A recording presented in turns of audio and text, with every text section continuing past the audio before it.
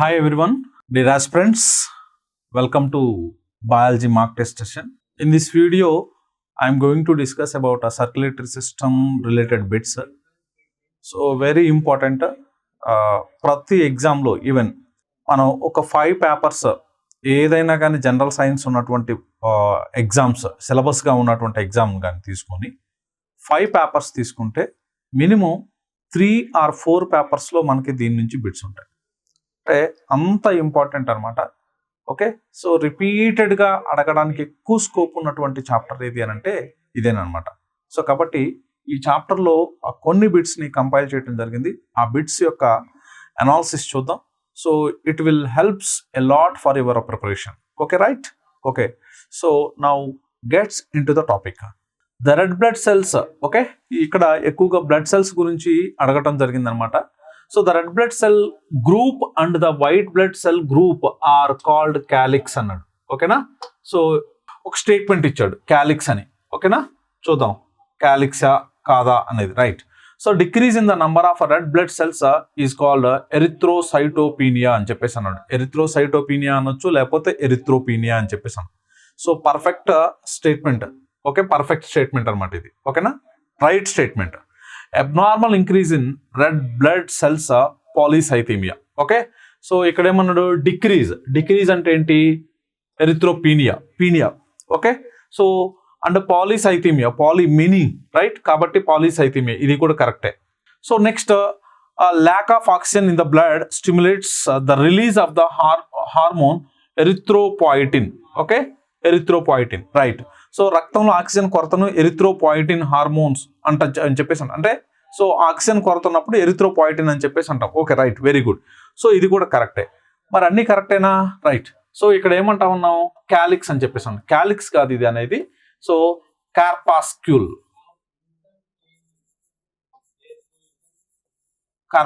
అంటాం. Okay, so కాబట్టి మనకి ఇదేంటిది? క్యాలిక్స్ అన్నాడు కదా, రాంగ్ కదా. కాబట్టి మనకు ఆప్షన్ ఏంటి?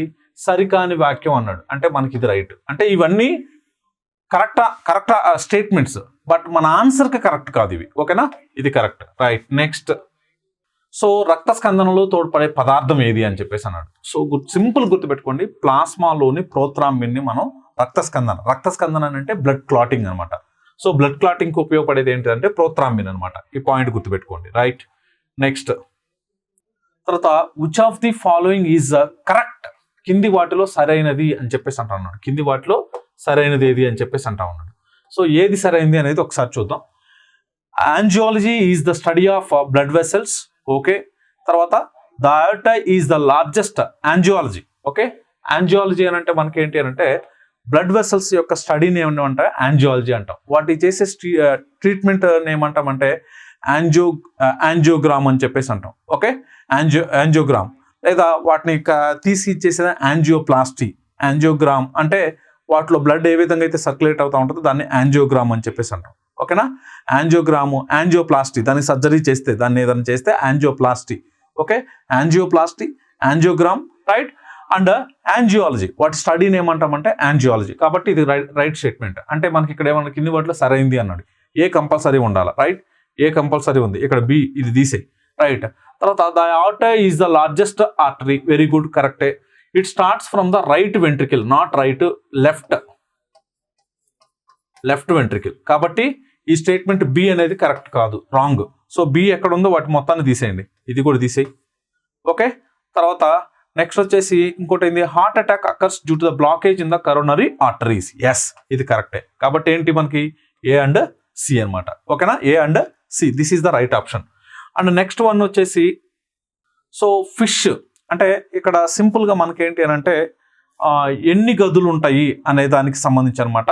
ఓకేనా, సో సింపుల్గా గుర్తుపెట్టుకుందాం. మనకు వచ్చిన దాన్ని బేస్ చేసుకుంటే మనకు రాంది ఆటోమేటిక్గా ఇక్కడ కవర్ అయిపోద్ది అనమాట. ఓకేనా, రైట్. సో గుర్తుపెట్టుకోండి, మనకి ఫస్ట్ మన గురించి మనకు తెలుసు కదా, మానవుడికి ఎన్ని ఉంటాయి? 4 గదులు గుండె. కాబట్టి 4 ఎక్కడున్నాయి? రైట్, 2 జఠరికలు. ఓకే, 1 జఠరిక, అసంపూర్ణ విభజన చెందిన జఠరిక, 2 గదులు గుండె, 2 జఠరికలు. కాబట్టి 4 ఛాంబర్స్ లేదు. కాబట్టి ఇది అంటే మనకేంటి? డి ఏంటి? 2, D2 రైట్, D2. ఓకేనా, D2 రైట్. తర్వాత ఫస్ట్ ఫిష్ A3 అంటే ఏంటి, 2 గదుల గుండె, 2 గదుల గుండె, ఒకటి అసంపూర్తిగా ఉంటుంది అనమాట, 2 గదుల గుండె, రైట్. A3 తర్వాత frog, okay, B1 okay, 1 ventricle ఉంటుంది. ఆ తర్వాత oriental garden lizard, so C4, ఓకేనా. ఇది అంటే మనకు వచ్చిన దాన్ని చూసుకుంటే రానివి ఆటోమేటిక్గా మనం ఇక్కడ మ్యాచ్. సో దీంట్లో ఉన్న ప్లస్ అదే, మ్యాచ్ ద ఫాలోయింగ్స్ లో ఉన్నటువంటి ప్లస్ ఏంటి అని అంటే, సో సింపుల్ గా అనమాట, ఓకేనా, రైట్.